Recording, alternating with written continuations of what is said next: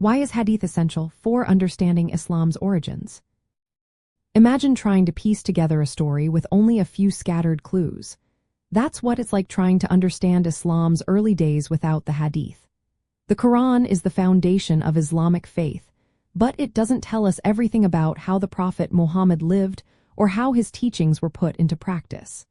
The Hadith fills in those gaps by sharing detailed stories about what the Prophet said, did, and approved. These stories help us see how the teachings of the Quran were actually applied in real life during the early years of Islam. When Islam first started in the Arabian Peninsula, the Quran was the main guide for Muslims.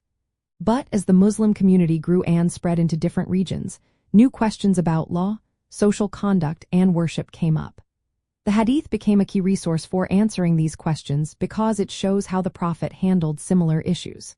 For example, it explains how Muslims developed their daily prayers, fasting during Ramadan, and pilgrimage to Mecca. These practices didn't just appear out of nowhere.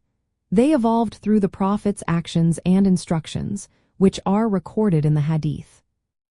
During the rise of Islam and the expansion of the Islamic Empire in the 7th and 8th centuries, the Hadith helped unify diverse communities.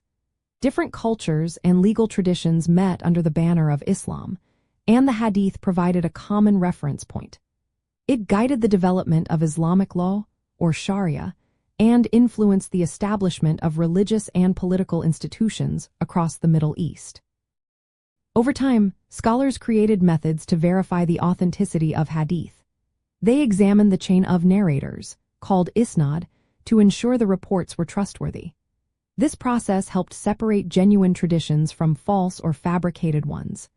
The most trusted Hadith collections, like those compiled by scholars such as Bukhari and Muslim, became essential sources for understanding Islamic law and theology.